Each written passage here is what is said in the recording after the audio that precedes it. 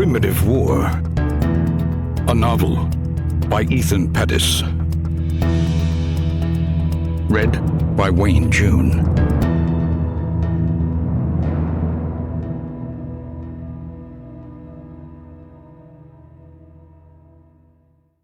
Chapter 12. Stalked. Xavier struggled to keep his eyes open. The warm embrace of his hammock was an intoxicating pleasure in the cold, damp air. The rest of the squad was already asleep, bushwhacked from the long night of hiking. Xavier knuckled the grit from the corner of his eyes and checked his watch. 4:45 a.m. With a weary sigh, he sank further down into his hammock. Tree frogs chirped and creaked from overhanging branches. Crickets played music from the grass. Xavier could feel himself falling to the peace of the moment, carried away by the river's soft ambient gurgle. He could feel himself sliding through the water, flowing over stones in shallow bends, drifting beneath the sunless sky to the distant horizon. Xavier blinked. He checked his watch. 4:47. He distracted himself with thoughts of his childhood, where the forests of Maine had been his true home. His father had been Abenaki. His mother was white. Xavier inherited his mother's skin, but he carried his father's heart. His father raised him to be a hunter. Tracking was in Xavier's blood. He didn't care for school or sports. He dropped out when he was 16. He spent his adolescence in the mountains with his father, hunting and fishing, learning to find the most indecipherable animal tracks in the brush. His hunter's heart had led him to Vermont, where he lived off the grid in the Green Mountains until he turned 18, and eventually to Vietnam, to serve his fellow soldiers as a guide and a medic in the deadliest jungle in the world. Xavier had carried his hunter's heart through Vietnam. While most men were terrified of Vietnam's elusive wilderness, Xavier was enthralled. He knew his placement in the jungle. He always understood that he was both a predator and prey. He affirmed his rightful place at the top of the food chain with memories of hunting deer with a homemade bow and arrow, killing black bear with rifles, catching fox and rabbits in makeshift traps. Xavier's encounters with Vietnamese wildlife had reminded him of his peers at the top of the food chain. He had seen men taken in the night by tigers or dragged away by crocodiles while crossing streams. Xavier ran his fingers through his black mane of hair and exhaled. He couldn't imagine a worse death than being eaten alive. He knew that there would be no salvation from an animal attack. Claws would snap through his tendons, fangs would shear off his flesh, and his bones would be crushed like chalk beneath grinding jaws. During sleepless nights, Xavier often fantasized of dying beneath a hungry tiger. His affirmation of being a fellow predator helped to alleviate these fears, but he always had nightmares. He could still hear the gurgling choke of his old squadmate, Caciato, as a tiger sliced his throat open with its incisors. He could envision a similar death for himself in vibrant clarity. Xavier chewed his beard. He didn't voice his opinions, but he believed Ryan had made a grave mistake in setting up camp so soon after his attack. Xavier understood that most predators had large territories. A single tiger could have a territory several miles wide. If they had continued for a few more hours, they may have left the territory of Ryan's attacker. Now they were sitting ducks, an open feast. Xavier squeezed the barrel of his rifle. Xavier felt a sibling rivalry with Ryan. They were the same age and had been in the military for the same amount of time. Xavier knew Ryan was only captain because he was the last surviving member of his original outfit. But it was unfair. Xavier wanted his chance to lead. In his mind's eye, he was a guide in the jungle, a native expert, a hunter and a tracker. He could lead the squad through the most hostile environments, just as his father had led him through the mountains of Maine. Xavier understood the wilderness. Ryan did not. Xavier knew that they were little more than defenseless apes with rifles. If Xavier were in charge, he wouldn't have to keep his eyes open for fear of some unknown beast stalking them in the night. Christ, get it together, Xavier thought. He could feel the hairs on the back of his neck bristling. He smoothed them down and held his rifle. He sat upright, scanning the surrounding forest. His eyes adjusted so that he could see the moonlight that seeped through the canopy, settling in the open space between the undergrowth and the treetops. A phantom mist hung in the air. The sounds of the jungle had gradually dwindled away. The rest of the squad was snoring in their tents. Xavier envied them. Xavier checked his watch. 4:50.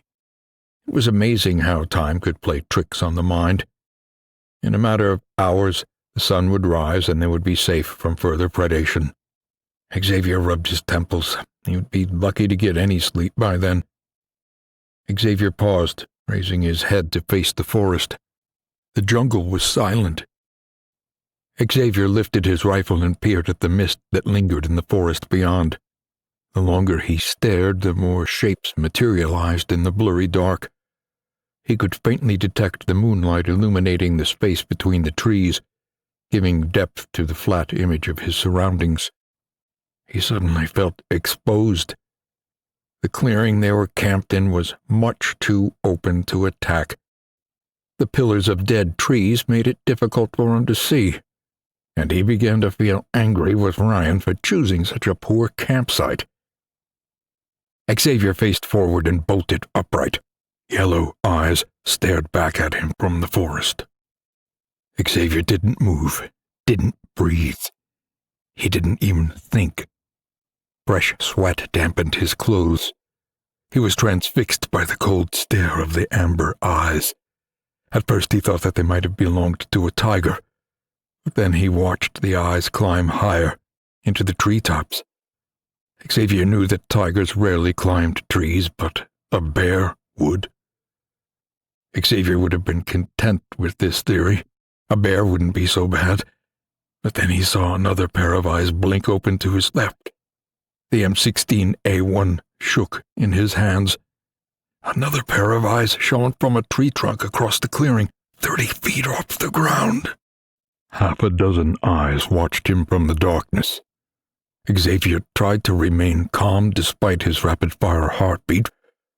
His eyes jumped around the clearing, from one set of eyes to another. The creatures remained in the shadow just beyond the light of the open canopy. Xavier tried to think clearly, but he couldn't. All of his senses were stuck in the enhanced vividness of fight or flight. He could hear the animals sniffing the air like dogs.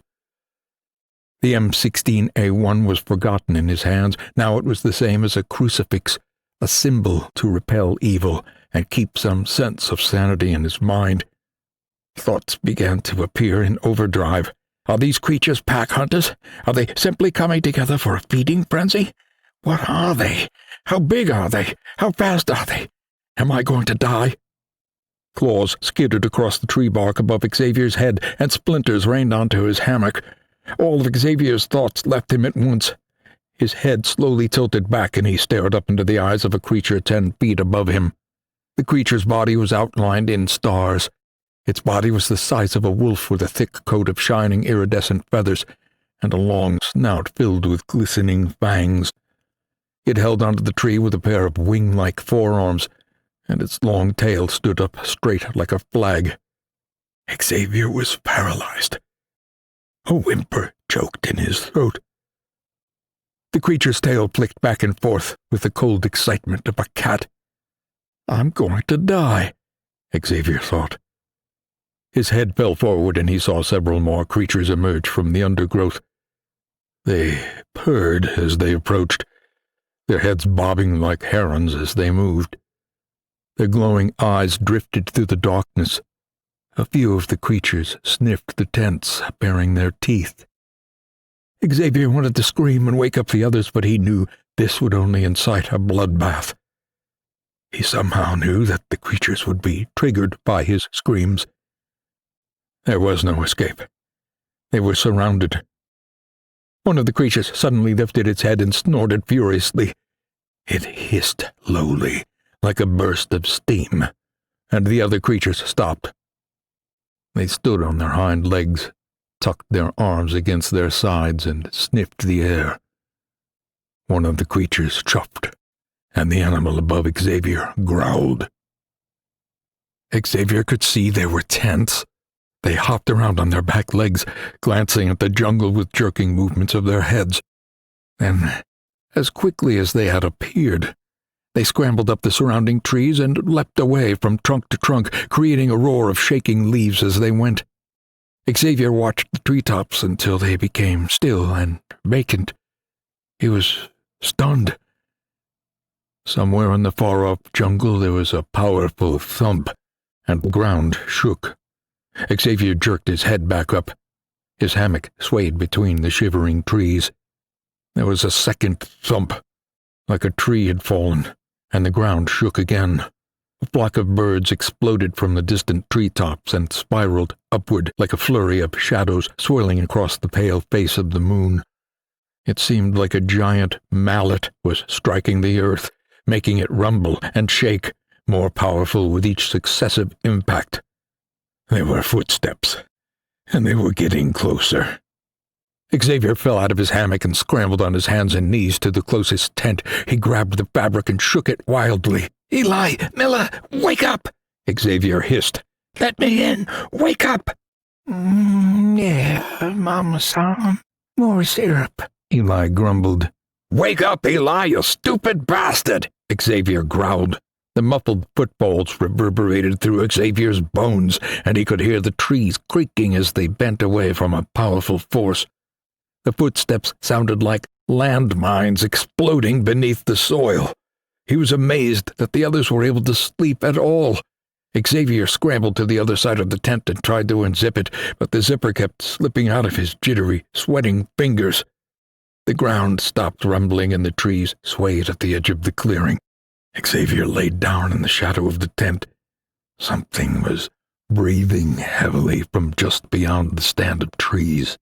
It sounded like the wind rushing through a cave. Xavier peered around the corner of the tent and caught his breath when he saw the behemoth beyond the campsite. The silhouette of a 20-foot-tall leviathan slowly circled the clearing. Each methodic footstep made the forest shake. Xavier felt his mind retract into a primordial lizard brain, one of only sensation and reaction. He couldn't comprehend what he was seeing. "What the fuck, Xavier?" Eli mumbled. "Shut up, Eli," Xavier silently prayed. The footsteps stopped, and the behemoth hesitated. Xavier held his breath. Maybe it hadn't heard Eli. The air shifted towards Xavier, so they were downwind of the beast. It couldn't smell them. But Xavier was struck by a wave of stench, thick with decay, rot, and spilt blood.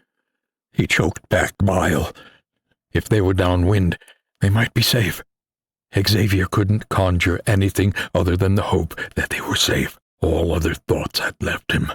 The behemoth pushed its snout through the canopy and into the clearing. Its blood-stained maw hovered high above the forest floor. Stripes of moonlight were painted across its leathery skin. The jaws were big enough to swallow a man whole, and the teeth were like serrated blades. Xavier recognized an elephant's leg in the creature's jaws, a ragged cigar of flesh and broken bone. The behemoth's dull reptilian eyes rolled across the tents. Xavier shrank back from the black eyes and listened to the beast sniff the air. Its powerful chest chugged with each breath like a mighty engine. With each huffing snort, Xavier flinched closer to the tent. He wished he had his M16A1, but even if he did, it wouldn't make a difference. The creature was as big as a tank. Even Leon's rocket launcher would be useless against it. Somebody stirred inside the tent, and the creature growled lowly. The air trembled around Xavier, and his sphincter tightened. He peeked around the tent and saw the creature standing halfway in the clearing. A scream rose in Xavier's throat, a knee-jerk reaction, but he smothered it behind his hands. He couldn't believe his eyes. There was no way the creature could be real. But there it was. He had seen it 1,000,000 times before, but not like this, never in real life, never alive. The behemoth lifted its head and sniffed the air again. Nostrils flexed open and closed on the bulbous end of its snout. A deep growl rumbled in the creature's chest, and the treetops shivered. The creature pulled its head back inside of the jungle, and it turned away into the depths of the forest. Xavier watched in silence as the behemoth moved through the jungle, as agile as a bird, away and into the darkness. The footsteps gave way to silence. After a few minutes, the jungle returned to life. Xavier listened to the nocturnal animals, familiar animals, and he exhaled. His eyes glared wide and his entire body was shaking. He sat upright and looked around. There weren't any glowing eyes or towering monsters. A terrible realization dawned on him. The behemoth was heading towards Ryan and Leon. You've been listening to Primitive War, written by Ethan Pettis. Read for you by Wayne June. Copyright 2017 by Ethan Pettis. Production copyright 2020 by Ethan Pettis.